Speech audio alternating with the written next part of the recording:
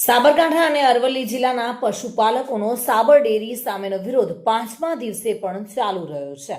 3.5 લાખ પશુપાલકો સાથે જોડાયેલી સાબર ડેરી દ્વારા પશુપાલકોની ભાવ વધારાની માંગણી ન સ્વીકારાતા આ વિરોધ શરૂ થયો છે।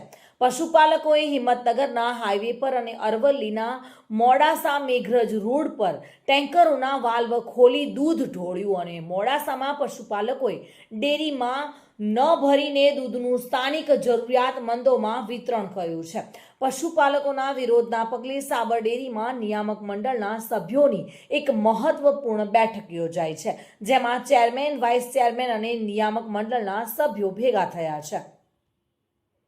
સાબર ડેરીના વાર્ષિક ભાવફેરના મામલે ચાલી રહેલા વિરોધ અને વર્તમાન પરિસ્થિતિના અનુસંધાને આજે નિયામક મંડળના સભ્યોની એક મહત્વપૂર્ણ બેઠક યોજાઈ હતી। આ બેઠક પહેલા સાંસદ સહિતના સ્થાનિક અને અગ્રણી આગેવાનો સાથે પણ વિસ્તૃત ચર્ચા કરવામાં આવી હતી। ચેરમેન, વાઇસ ચેરમેન અને નિયામક મંડળના સભ્યોની ઉપસ્થિતિમાં યોજાયેલી આ બેઠકમાં વાર્ષિક સાધારણ સભા અને વાર્ષિક ભાવફેરના મુદ્દાઓ પર ગહન ચર્ચા કરવામાં આવી હતી। આ ઉપરાંત સાબર ડેરી અંગે ગેરસમજ ફેલાવનારા અને આંદોલનમાં કેટલાક આગેવાનોની ભૂમિકા અંગે પણ ચર્ચા થવાની સંભાવના છે। પોલીસ પર હુમલો કરનારાઓ સામે દાખલ થયેલા ગુનાઓનો મુદ્દો પણ બેઠકમાં ચર્ચાઈ શકે છે। આ બેઠક બાદ નિયામક મંડળ દ્વારા કેટલાક મહત્વપૂર્ણ નિર્ણયો જાહેર કરવામાં આવે તેવી શક્યતા છે। જોકે હિંમતનગર શામળાજી નેશનલ હાઈવે 48 પર જવાનપુરા ગામ નજીક કેટલાક લોકોએ 2 દૂધ ટેન્કરોના વાલ્વ ખોલી દૂધ રોડ પર ઢોળી દીધું છે। આ ઘટનાનો વિડીયો સોશિયલ મીડિયા પર વાયરલ થયો છે। પશુપાલકોએ જણાવ્યું છે કે જ્યાં સુધી તેમની માંગણીઓ નહીં સંતોષાય ત્યાં સુધી વિરોધ ચાલુ રહેશે।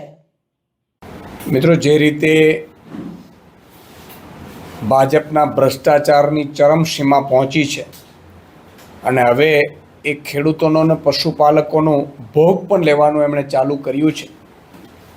દુઃખ સાથે કહેવું પડે કે ગુજરાતમાં, ખાસ કરીને ઉત્તર ગુજરાતમાં,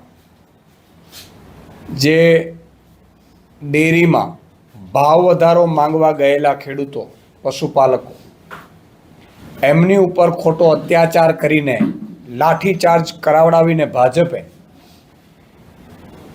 ટીયર ગેસના છોડાવડાવીને, અને એ પણ એક્સપાયરી ડેટના ટીયર ગેસ, જેનાથી એક પશુપાલકનો, સામાન્ય ગરીબ પરિવારમાંથી આવતા એક પશુપાલકનું મોત નીપજ્યું।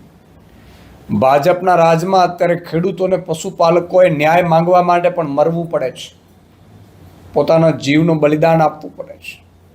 આ ખૂબ જ દુઃખદ ઘટના ઘટી છે, જેને લઈને અમે માંગ કરી રહ્યા છીએ કે આમ આદમી પાર્ટી, હું એમના પરિવારને ત્યાં પણ ગયો હતો, સામાન્ય પરિવાર છે, ઈંટોથી બનાવેલો મકાનમાં છત નથી અશોકભાઈ ચૌધરીના એ મકાનમાં, એટલી હાલત ખરાબ છે।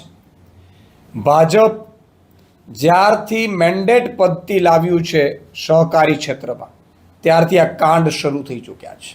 સહકારી ક્ષેત્રમાં ક્યારેય પક્ષાપક્ષી હતું નહીં, પણ માનનીય CR પાટીલજીએ જ્યારથી મેન્ડેટ પદ્ધતિ લાવી અને ભાજપનો આખો તખ્તો ગોઠવ્યો, અને પછી ડેરીઓનો જે નફો હોય, જે પશુપાલકોને આપવાનું હોય, એ નફો આ લોકો ભાજપની સભાઓમાં વાપરી નાખે છે, જેના કારણે ભાવ વધારો આપી નથી શકતા, જેના કારણે ભાવ ફેર આપી શકાતા નથી। આજે લાખો પશુપાલકો છે એ રાત દિવસ મહેનત કરીને પોતે દૂધ ભરે છે, અને ફાયદો ભાજપના મળતિયાઓ, સહકારી ક્ષેત્રમાં બેઠેલાઓ, ભ્રષ્ટાચારીઓ લઈ રહ્યા છે।